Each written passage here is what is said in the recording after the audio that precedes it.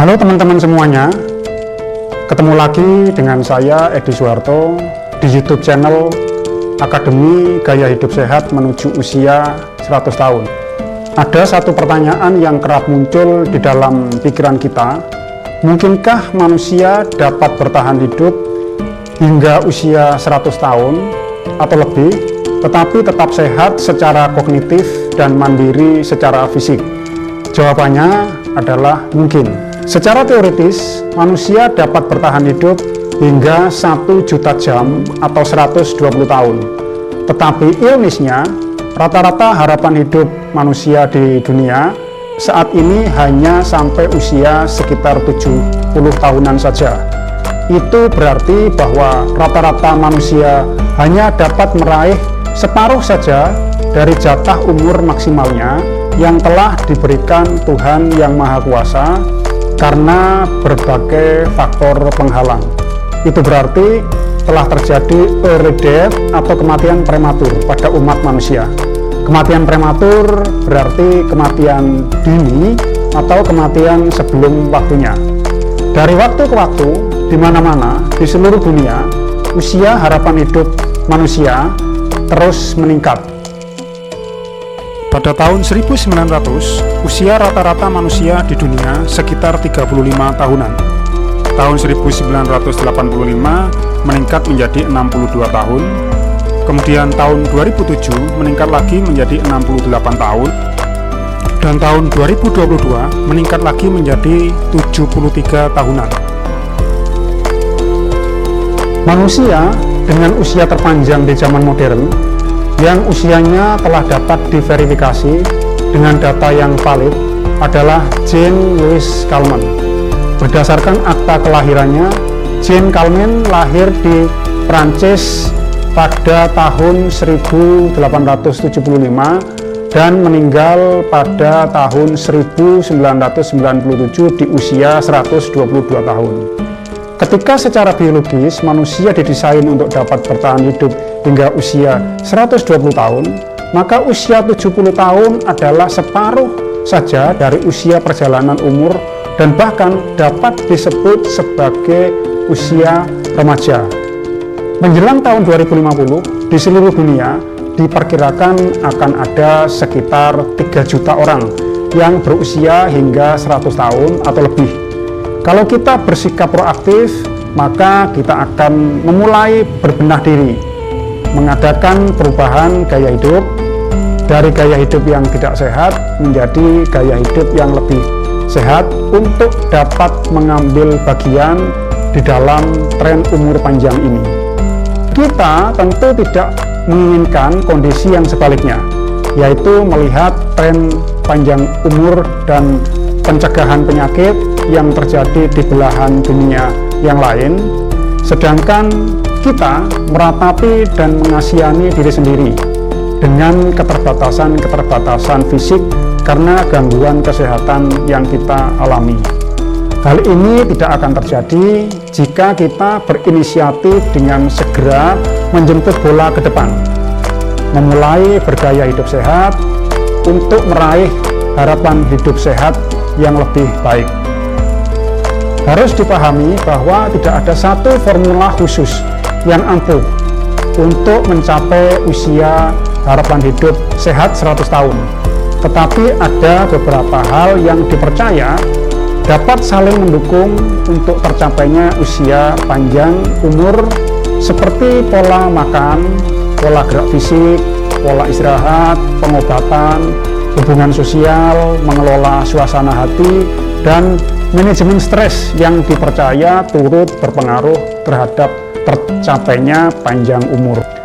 Hal-hal yang kita bicarakan tadi tidak bekerja secara terpisah, tetapi bekerja secara bersama-sama, bersinergis, dan saling mendukung satu sama lainnya. Pernyataan yang dikeluarkan oleh Badan Kesehatan Dunia (WHO) menyebutkan bahwa penyebab kematian utama di dunia adalah penyakit tidak menular atau non-communicable disease, seperti penyakit jantung, kanker, stroke. Bahwa penyakit tidak menular atau non-communicable disease ini telah membunuh sedikitnya 41 juta orang setiap tahunnya. Menariknya, sebagian besar kematian akibat penyakit tidak menular itu tergolong dalam kematian prematur atau kematian dini. Termasuk dalam kematian dini karena pada umumnya menyerang orang yang berusia kurang dari 70 tahun.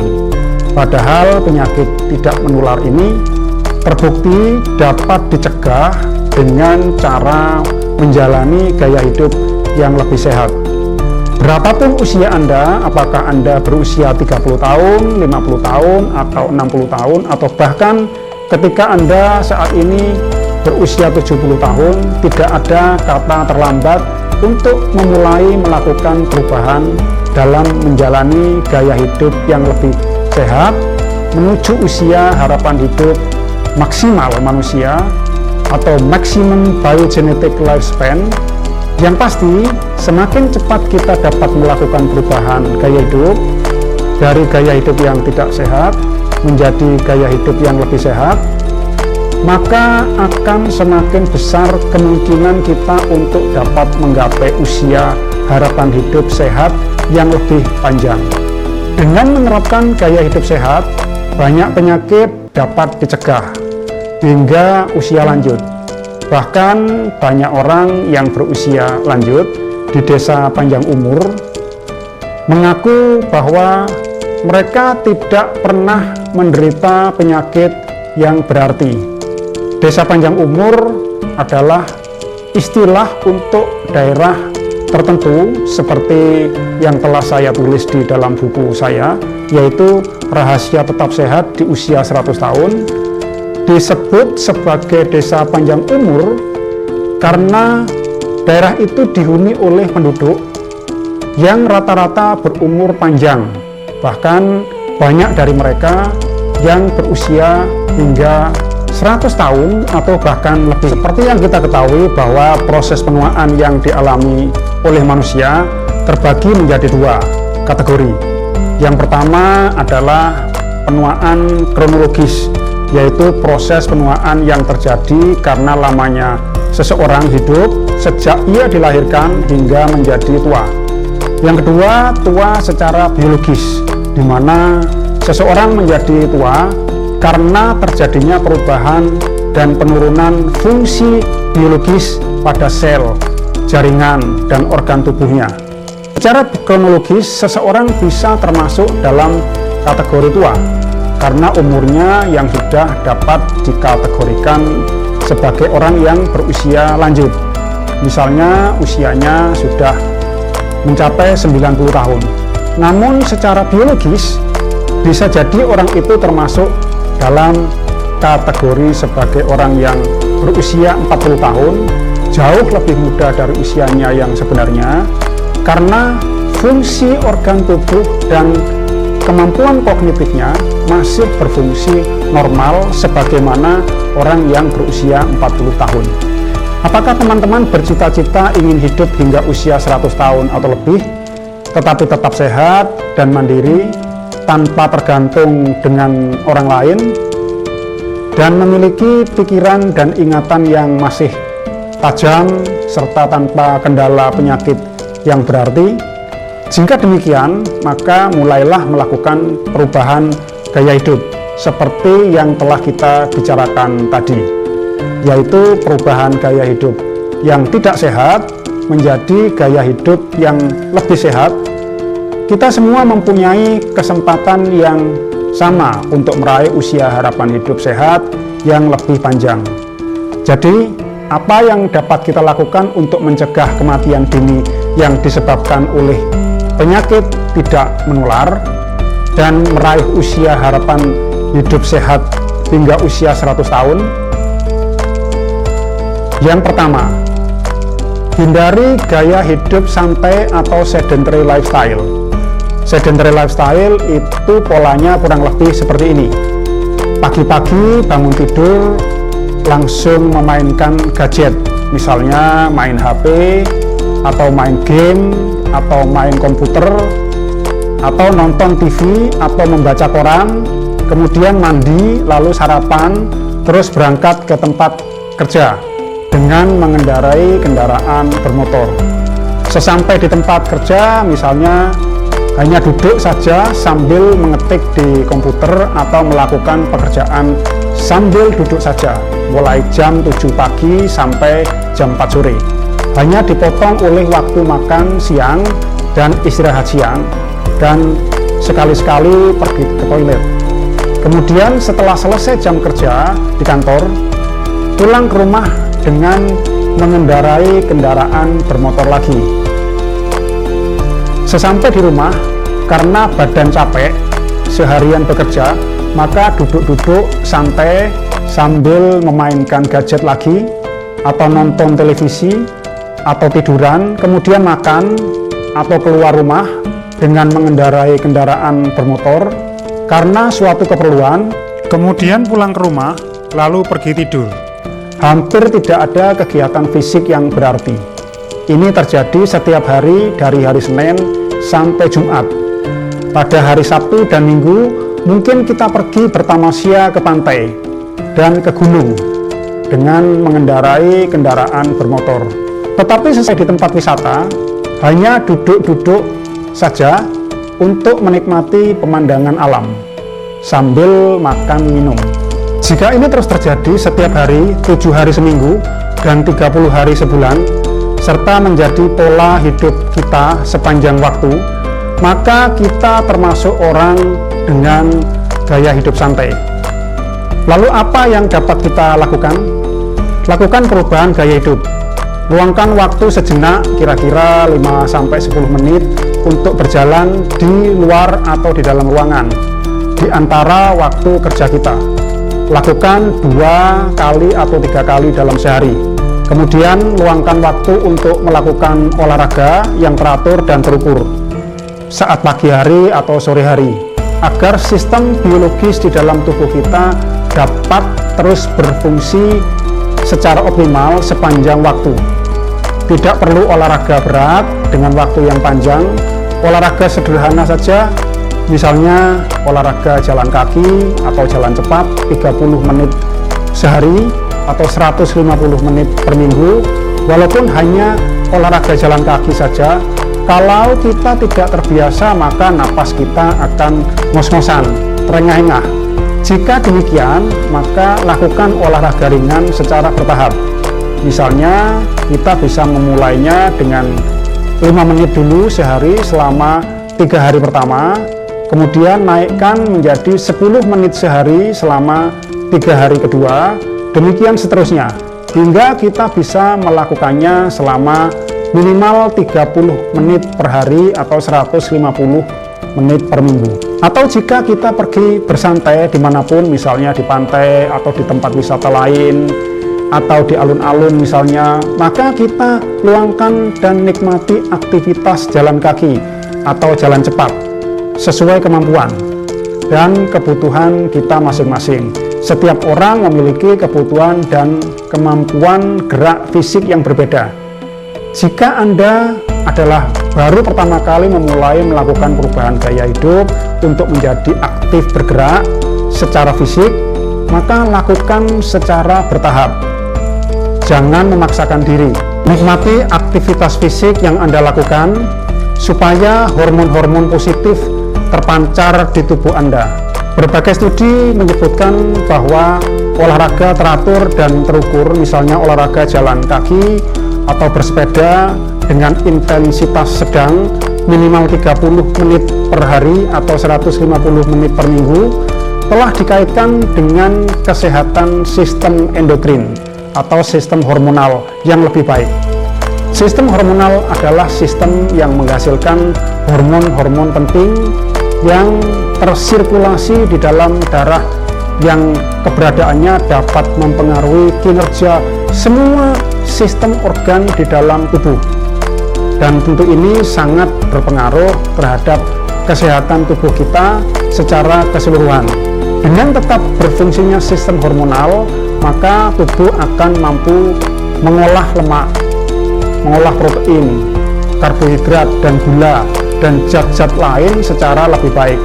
Dengan tetap berfungsinya semua sistem endokrin, yang mengatur dan mengendalikan sistem biologis yang sangat kompleks di dalam tubuh, maka orang dapat menikmati hidup sehat hingga usia lanjut, tetapi tetap sehat secara kognitif dan bugar secara fisik. Jika teman-teman mempunyai kendala medis tertentu, maka pastikan teman-teman berkonsultasi terlebih dahulu dengan dokter Anda agar supaya olahraga atau gerak fisik yang Anda lakukan aman dan tidak menimbulkan dampak buruk bagi tubuh dan kesehatan Anda. Yang kedua, hindari makanan yang diproses. Usahakan teman-teman dapat mengkonsumsi makanan yang masih alami, bukan makanan yang sudah diproses. Makanan yang sudah diproses itu seperti apa? Kalau kita makan ikan, lebih baik makan ikannya daripada makan tempuranya. Kalau ayam, lebih baik makan daging ayamnya daripada makan nuggetnya. Kalau daging sapi, lebih baik kita memilih dagingnya daripada sosisnya. Kenapa kita sebaiknya makan makanan yang alami dan bukan makanan yang sudah diproses terlebih dahulu? Sebab makanan yang alami, yaitu makanan yang secara fisik masih kelihatan bentuknya, yaitu bentuk aslinya, itu adalah bahan makanan yang masih minim perlakuan. Sedangkan makanan yang sudah diproses biasanya sudah dilakukan banyak sekali perlakuan dengan bahan-bahan tambahan seperti garam, penyedap, pengawet, pengental, pewarna, perasa, pemanis, lemak jenuh, dan lain-lain. Beberapa studi menunjukkan bahwa makanan yang sudah diproses terlebih dahulu telah dikaitkan dengan penyebab beberapa penyakit degeneratif atau penyakit tidak menular seperti penyakit kanker dan penyakit gangguan pembuluh darah atau penyakit kardiovaskuler. Penduduk panjang umur yang tinggal di desa panjang umur, seperti yang sudah saya tulis di dalam buku saya, yaitu Rahasia Tetap Sehat di Usia 100 Tahun, adalah orang-orang yang kesehariannya selalu mengkonsumsi makanan alami yang berasal dari tumbuhan atau plant-based diet, dan mereka hampir tidak pernah mengkonsumsi makanan yang telah diproses terlebih dahulu. Apa yang perlu kita lakukan untuk menghindari makanan yang sudah diproses? Usahakan agar kita bisa memilih bahan makanan yang segar dengan nutrisi seimbang yang berisi karbohidrat kompleks, lemak tidak jenuh, protein dari hewani atau nabati, sayur dan buah yang masih segar sebagai sumber vitamin dan mineral. Ingat, mengkonsumsinya juga secukupnya saja, tidak boleh berlebihan, sebab apapun yang dikonsumsi secara berlebihan tidak baik untuk kesehatan. Juga cara memasak bahan makanannya, yaitu sayurnya agar tidak dimasak terlalu matang, supaya nutrisi, seratnya, anti radang, dan antioksidan yang ada di dalamnya tidak rusak karena proses pemanasan. Tetapi kalau daging, ikan, dan telur harus dimasak matang, sempurna, supaya kuman yang ada di dalamnya mati dengan pemanasan. Yang ketiga, hindari daging merah. Sudah lama diketahui bahwa mengkonsumsi daging merah secara teratur di dalam menu harian kita telah dikaitkan dengan meningkatnya risiko kematian dini karena berbagai gangguan kesehatan, mulai dari penyakit pembuluh darah dan jantung atau penyakit kardiovaskuler hingga penyakit kanker, yaitu kanker usus. Lalu apa yang dapat kita lakukan? Jika kita tidak mengkonsumsi daging merah, maka kita dapat menggantinya dengan mengkonsumsi ikan, telur, kacang-kacangan, biji-bijian utuh, daging unggas tanpa kulit, pemilihan bahan makanan tanpa daging merah, seperti itu yang disertai dengan menerapkan gaya hidup sehat, telah dikaitkan dengan risiko kematian dini yang rendah. Yang keempat, hindari stres. Sebisa mungkin kita harus pandai dalam mengelola stres yang kita alami. Stres dapat meningkatkan hormon stres atau yang biasa disebut sebagai hormon kortisol. Studi menunjukkan bahwa hormon kortisol yang meningkat telah dikaitkan dengan beberapa penyakit tidak menular seperti membuat darah menjadi lebih kental sehingga dapat menyebabkan meningkatnya penyakit jantung dan pembuluh darah. Hormon kortisol juga telah dikaitkan dengan hormon insulin yang kurang sensitif sehingga berpotensi meningkatkan kadar gula di dalam darah. Stres juga telah dikaitkan dengan penyakit insomnia atau penyakit gangguan tidur. Stres juga telah dikaitkan dengan salah satu penyebab metastasis atau berkembangnya penyebaran sel kanker pada penderita kanker. Lalu apa yang dapat kita lakukan untuk menghindari stres? Mari kita hindari stres dengan melakukan kegiatan sesuai dengan hobi kita, misalnya berkebun, memelihara hewan, peliharaan, berolahraga ringan sesuai kesukaan kita, atau menyanyi, dan masih banyak lagi yang lain. Ketika kita dapat mengelola atau menghindari stres, maka banyak penyakit tidak menular dapat dicegah. Orang-orang yang panjang umur menerapkan gaya hidup yang jauh dari stres. Yang kelima, istirahat yang cukup. Betapa pentingnya kita memiliki waktu istirahat yang cukup. Istirahat yang paling baik adalah tidur. Waktu tidur untuk orang dewasa normalnya antara 7-8 jam per hari. Kurangnya waktu tidur akan terasa tidak enak pada tubuh pada hari berikutnya. Kurangnya waktu tidur telah dikaitkan dengan meningkatnya risiko beberapa gangguan kesehatan. Bagaimana caranya supaya kita bisa tidur nyenyak? Lalu apa yang dapat kita lakukan untuk dapat istirahat yang cukup? Pertama, lakukan olahraga atau gerak fisik ringan. Jika kita rutin berolahraga yang teratur dan terukur, maka siklus tidur kita pada umumnya akan normal. Tentu saja bukan olahraga yang terlalu berat dengan intensitas tinggi. Olahraga dengan intensitas sedang seperti jalan cepat dan bersepeda yang teratur dan terukur sudah cukup membuat kita mengantuk pada waktunya. Studi menunjukkan bahwa olahraga dikaitkan dengan meningkatnya kadar hormon yang mengatur ritme tidur. Supaya kita dapat waktu tidur yang cukup, maka biasakan tidur paling lambat jam 10 malam. Sehingga esok pagi tubuh kita akan menjadi segar kembali. Orang-orang yang panjang umur hingga usia 100 tahun memiliki waktu tidur yang cukup dan ritme tidur yang teratur. Yang keenam, rajin beribadah. Ketika melakukan ibadah keagamaan, dapat diibaratkan bahwa seseorang telah menyerahkan semua beban kehidupan ini kepada Tuhan.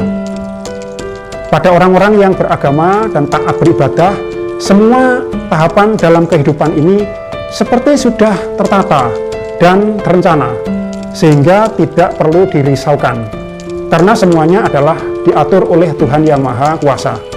Oleh karena itu, taat beribadah dapat menghindarkan diri mereka dari kecemasan atau stres yang dapat merugikan kesehatan.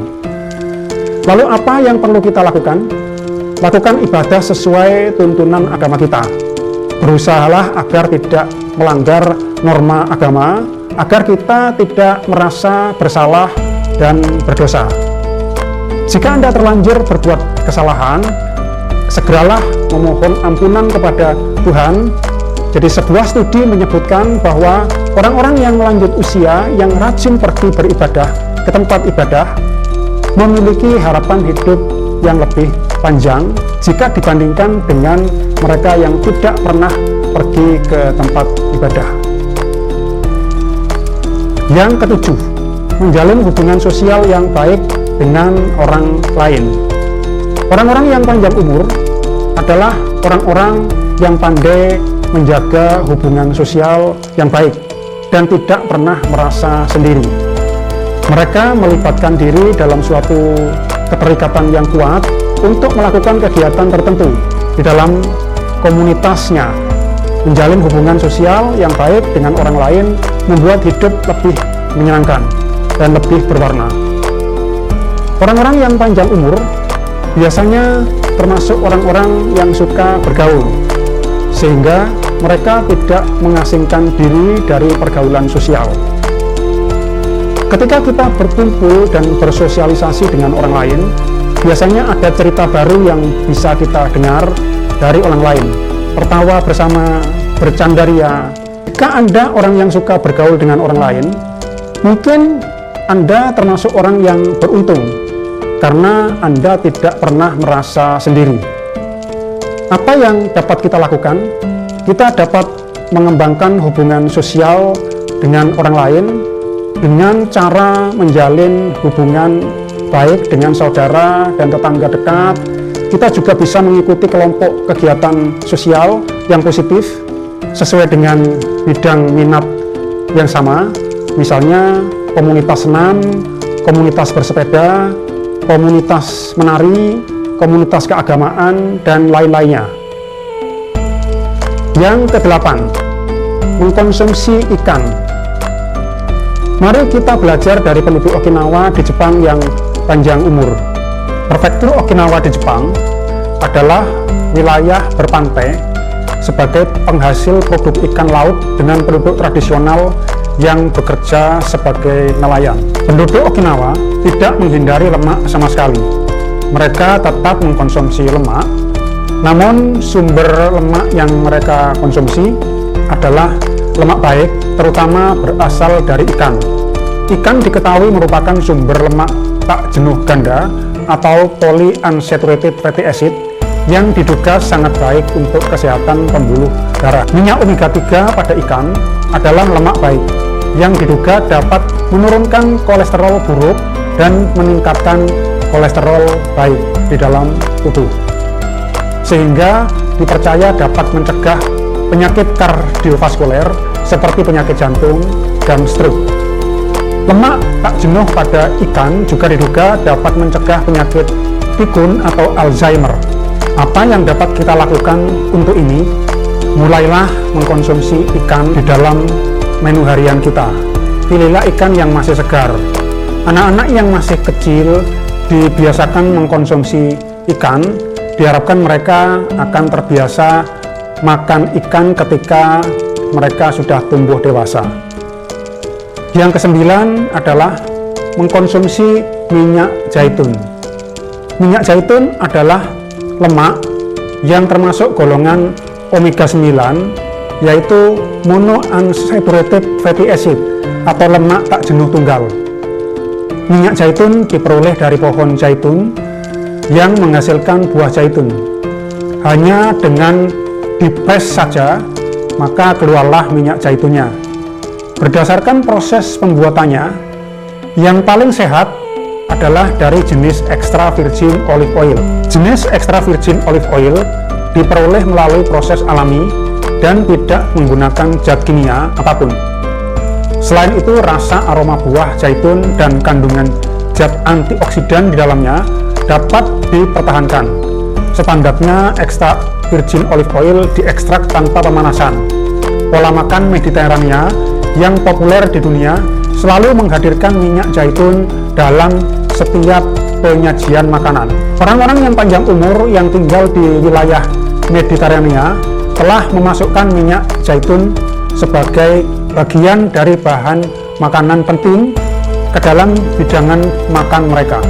Sebuah studi menunjukkan bahwa orang yang diberi minyak zaitun jenis extra virgin olive oil, tingkat risiko mereka terkena stroke dan penyakit jantung turun secara signifikan dibandingkan dengan kelompok yang hanya disarankan untuk mengkonsumsi makanan yang rendah lemak. Sama dengan minyak omega 3, minyak ikan, minyak zaitun juga diduga kuat dapat menurunkan lemak buruk dan menaikkan lemak baik di dalam darah. Di wilayah Mediterania, minyak zaitun biasanya digunakan untuk campuran salad, Apa yang dapat kita lakukan? Kita dapat menghindari lemak yang tidak sehat dan menggantinya dengan minyak zaitun di dalam menu harian kita. Ke-10, tidak minum alkohol. Minum alkohol berlebih dikaitkan dengan penyakit liver, penyakit jantung, hipertensi, dan kanker. Hal ini tentu dapat mengurangi usia harapan hidup. Bahkan Badan Kesehatan Dunia WHO mengklasifikasikan alkohol sebagai zat yang bersifat karsinogenik atau zat yang diduga kuat dapat meningkatkan risiko penyakit kanker. Apa yang harus kita lakukan? Bagi yang tidak mengkonsumsi alkohol, maka jangan mencoba untuk mengkonsumsinya. Bagi orang yang sudah terlanjur minum alkohol, wajib menjaga agar tidak minum alkohol secara berlebihan. Hindari alkohol untuk menuai harapan hidup sehat yang lebih panjang. Ke-11, tidak merokok atau berhenti merokok. Jika Anda merokok, maka Anda meningkatkan faktor risiko terkena beberapa jenis penyakit yang diakibatkan oleh rokok. Perokok aktif maupun perokok pasif memiliki faktor risiko yang sama. Banyak studi dan literatur menyebutkan bahwa merokok dapat meningkatkan radikal bebas di dalam tubuh, memperbesar risiko penyakit termasuk mempercepat penyempitan pembuluh darah. Merokok dapat memperpendek usia hingga 10 tahun atau menjadi salah satu sebab kematian dini yang dapat dicegah. Di dalam berbagai studi disebutkan bahwa jika Anda tidak merokok atau berhenti merokok, bagi yang sudah merokok dapat meningkatkan usia harapan hidup Anda. Jika Anda ingin menggapai usia yang lebih panjang, maka berhentilah merokok mulai sekarang. Demikian teman-teman, terima kasih telah bergabung di channel saya, yaitu Akademi Gaya Hidup Sehat menuju usia 100 tahun. Bagi teman-teman yang suka dengan video ini, silahkan tekan tanda subscribe dan klik tanda lonceng seperti yang terlihat di bawah ini untuk mendapatkan video-video motivasi gaya hidup sehat dan panjang umur dari channel Akademi Gaya Hidup Sehat menuju usia 100 tahun. Sebab masih ada sekian banyak video yang akan saya bagikan kepada teman-teman semuanya yang berisi tentang kiat sukses bagaimana menerapkan gaya hidup sehat untuk meraih panjang umur hingga usia 100 tahun atau bahkan lebih. Jangan lupa share video ini kepada ayah, ibu, saudara, adik, kakak, om, tante, sahabat kita semua, agar kita semua bersemangat untuk dapat melakukan perubahan terhadap gaya hidup keseharian kita dari gaya hidup yang tidak sehat menjadi gaya hidup yang lebih sehat untuk meraih harapan hidup sehat yang lebih panjang. Video ini hanya sebagai media motivasi dan pembelajaran bagi kita semua untuk selalu menjalani gaya hidup sehat terus-menerus sepanjang hayat. Video ini bukan dimaksudkan untuk menggantikan rekomendasi dokter, tidak untuk menggantikan pemeriksaan, diagnosa, terapi, pengobatan, atau tindakan medis. Jika teman-teman mempunyai kondisi medis tertentu dan ingin melakukan perubahan gaya hidup, maka silahkan berkonsultasi terlebih dahulu dengan dokter Anda atau unit layanan kesehatan agar perubahan gaya hidup yang Anda lakukan aman dan tidak menimbulkan dampak negatif terhadap kondisi tubuh dan kesehatan Anda.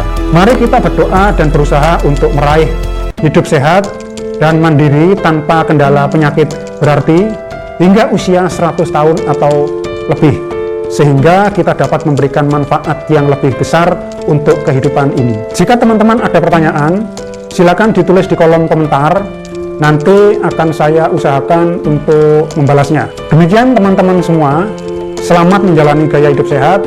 Saya Edi Suharto, penulis buku Rahasia Tetap Sehat di Usia 100 Tahun. Semoga video ini bermanfaat bagi kita semua. Sampai bertemu video-video saya berikutnya.